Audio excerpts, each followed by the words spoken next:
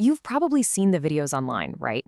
People taking old lithium cells from dead laptop batteries or power tools and building these amazing DIY projects, like custom e-bike batteries or even huge power walls for their homes. I mean, it seems like a total win-win. It's cheap, it's green, it's a cool project. But there's a really dangerous side to this that a lot of those tutorials just kind of gloss over. So let's talk about why one tiny mistake in this process can have some pretty massive consequences. And no, that is not an exaggeration. Not at all. Look, the appeal of saving money is huge. I get it. But we have to remember what we're dealing with here. This is raw chemical energy. And when it goes wrong, it doesn't just fizzle out. It fails in a really, really catastrophic way. So that's the real question, isn't it?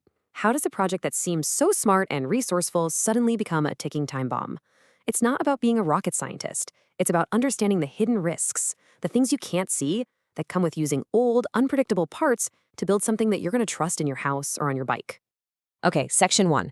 Let's get into the DIY fire hazard. Here's the thing about a lot of those online guides. They're fantastic at showing you how to do it. You know, the soldering, how to connect the wires, how to assemble the pack. But what they often dangerously leave out or just don't understand themselves are the critical safety gaps. And those gaps are where a fun project can turn into a disaster just waiting to happen. A lot of them barely mention the terrifying chain reaction of thermal runaway. They don't teach you how to spot hidden damage inside a cell from its past life. They often get the role of the battery management system, the BMS, completely wrong.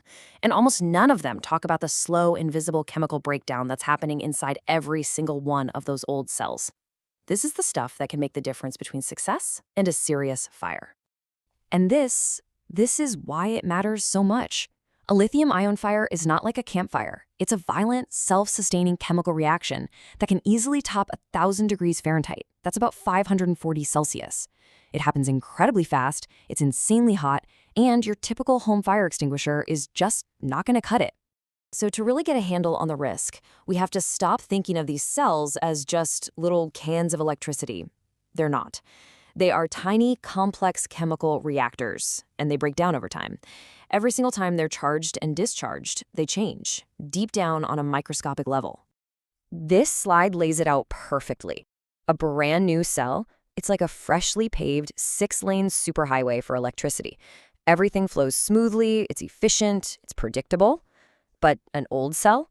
Well, that highway is now a crumbling back road full of potholes and corrosion. Electricity struggles to get through, and that struggle creates a ton of friction, which in a battery means heat. And that's what we call high internal resistance. So what exactly is internal resistance? The best way to think about it is like a clogged pipe. The harder you try to force water through it, the more pressure builds up. For our old battery cell, this means that just doing its normal job of providing power creates a dangerous amount of extra heat. And in the world of batteries, heat is always, always the enemy. Because that extra heat can lead to this, thermal runaway. This is the big one. This is the point of no return. The cell gets so hot that it starts a chemical reaction inside itself that creates even more heat. It becomes a feedback loop, feeding on itself until the cell violently bursts open, catches fire, or sometimes even explodes. And it can take the neighboring cells with it. Okay, so we've established we have these aging, kind of unstable cells. How does that actually cause an entire battery pack to fail? Well, it all starts with tiny, almost invisible imbalances between the cells that can snowball into a massive problem inside your pack.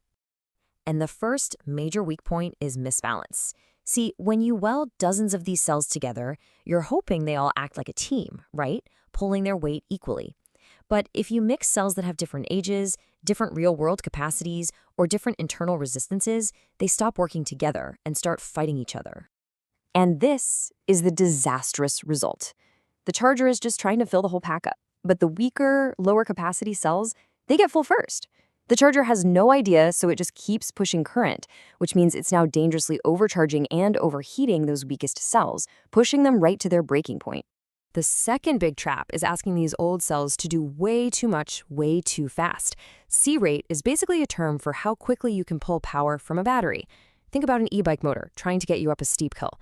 That pulls a huge amount of current.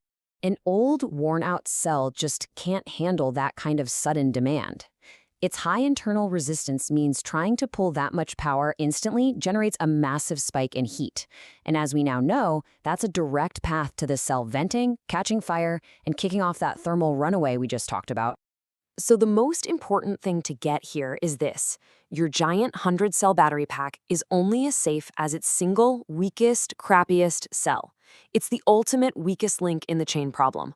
One bad cell really can bring the whole thing down in flames. All right. Now, after hearing all that, if you're still set on doing this, you have to completely change your mindset. What's coming up isn't just a list of good ideas.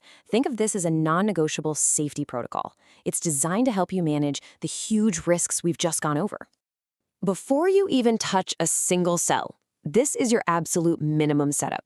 Insulated tools so you don't accidentally short-circuit anything, that's a big one. Goggles or safety glasses, obviously. You need a Class D fire extinguisher, the kind made for metal fires, because a normal one might not work. And you absolutely must be working on a fireproof surface, like a concrete floor with good ventilation. And this is the process. You have to visually inspect every single cell. If it's swollen, dented, or leaking, it goes straight into the recycling bin, no exceptions. Then you test every cell for its voltage and internal resistance and throw on any that are way off from the average. You group the good cells into matched sets to minimize imbalance.